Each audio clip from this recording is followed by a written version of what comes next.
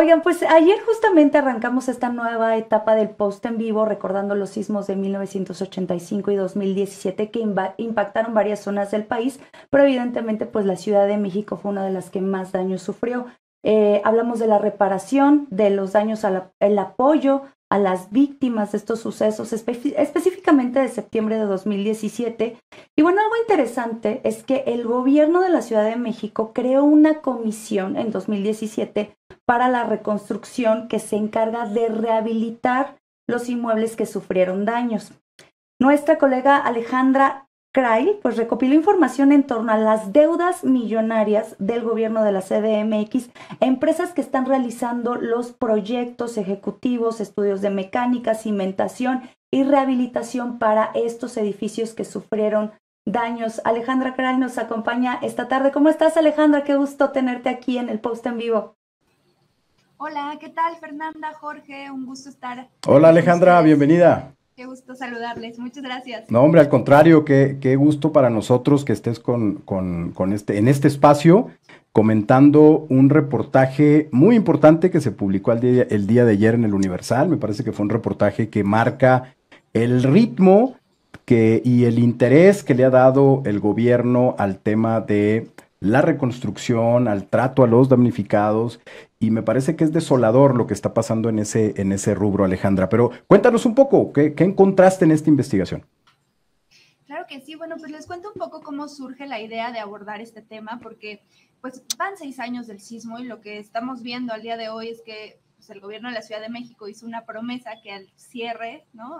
6 años después, pues sigue sin concretarse. Hay todavía 7,000 viviendas que no están terminadas, ¿no? Este 90% que nos dicen por ahí de que ya están, pues todavía no, porque hay muchas que todavía están en obra. Y nos preguntábamos aquí en la redacción qué es lo que está pasando que está impidiendo que se avancen en las obras, ¿no? Entonces nos fuimos directo a los dineros y lo que encontramos fue que había varios adeudos del gobierno de la Ciudad de México para con las empresas que están trabajando en la reconstrucción y rehabilitación de inmuebles afectados. Estos adeudos, debo decirles, es que son diversos, ¿no? Tenemos un grupo de 273 empresas que trabajaron más o menos en unas 2,000 viviendas que ya están terminadas, incluso entregadas a las familias damnificadas. Pero estas 273 empresas al día de hoy les deben dinero. Y estamos hablando de deudas que van desde los 100,000 hasta los 12 millones de pesos, según pudimos corroborar con algunas de ellas, ¿no? Y esto pues nos abre un panorama bastante complicado porque vemos que si a las que ya terminaron les adeudan, ¿qué pasa con todas aquellas que siguen en obra? Y la misma bitácora de pagos que obtuvimos vía transparencia que nos otorga el Fideicomiso para la Reconstrucción, que para quien no lo sepa, pues es un poco esta bolsa de dinero que se asignó para poder cumplir con este compromiso. Y lo que vemos también es que hay obras a las que el flujo de dinero se detuvo completamente en algún momento de 2022, en algún momento de 2021, ¿no? Y cuando hablamos con las empresas nos damos cuenta de que es cierto, ¿no? De que eso que nos dice la información oficial está completamente corroborado porque el flujo de dinero se detuvo. Y entonces, ¿qué pasa con las empresas? Que por un momento dicen, bueno, órale, yo pongo de mi bolsillo y llega un momento en el que les resulta inviable y no tienen de otra más que parar la obra porque los pagos no están cayendo, ¿no? Y esto, pues por supuesto, se traduce en unos retrasos no solamente de un par de semanas, sino estamos hablando de meses, incluso años, y hay edificios que al día de hoy no han visto ni siquiera una primera piedra, ¿no? Entonces, un poquito ese es el panorama general del reportaje que abordamos ayer. Oye, Alejandra, pues felicidades por esta investigación que me parece muy buena y necesaria justamente, pero algo que me llamó mucho la atención es que mencionas que esta afectación no solo es para las empresas, sino también para las personas que vivieron daños en sus viviendas, no solo porque se retrasa en algunos casos la rehabilitación o reconstrucción de su vivienda, sino porque también en algunos casos las empresas a las que le adeuda el gobierno de la Ciudad de México están, no sé si amenazando o señalando que podrían demandar a las personas que viven ahí, ¿no es así? Claro, sí, Fernanda, justamente creo que lo más grave de todo esto, ¿no? Es quiénes son, una vez más, los afectados de estas omisiones en los pagos, ¿no? Y como bien lo mencionas, encontramos varios constructores que están demandando ya, o sea, ya pasaron de la, no sé si es correcto llamarla amenaza, pero digamos del aviso a la acción, ¿no? Porque hay que decir que quizá pasamos por algo bastante relevante, que estos contratos que se firmaron para la rehabilitación y reconstrucción de viviendas son contratos que el gobierno impulsó para que se firmaran entre personas damnificadas y las empresas, ¿no? Las constructoras directamente. El gobierno de la Ciudad de México, la Comisión para la Reconstrucción, no tienen ninguna obligación establecida en esos contratos, son meros testigos. Entonces, en estos momentos, cuando tenemos millones de pesos en deudas para las empresas que están buscando cómo recuperar estas pérdidas, pues se dan cuenta de que no pueden demandar al gobierno.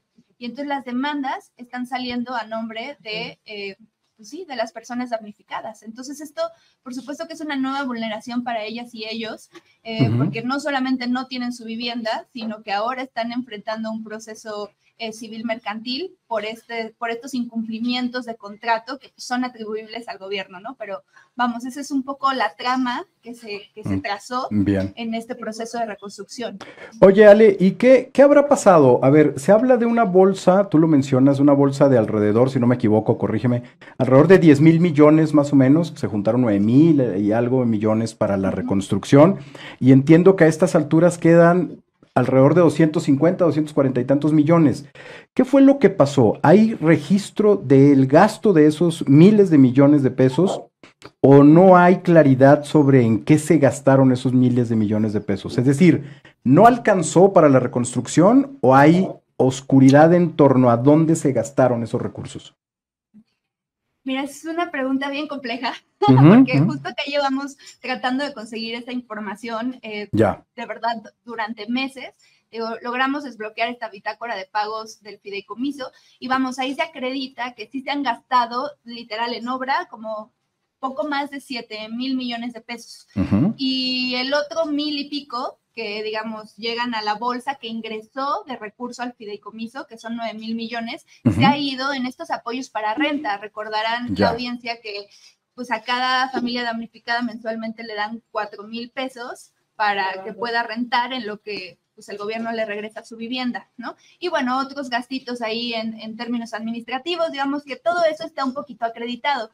Y sí es cierto, ¿no? Faltan como 250 millones ahí en gastarse, que es absolutamente nada para el reto que todavía se enfrenta. Pero déjenme contarles que presupuestalmente se tenía proyectado tener una bolsa de 12,000 millones. Y la pregunta que a responder es, ¿qué pasó con esos otros 3,000 millones, ¿no? ¿En dónde están?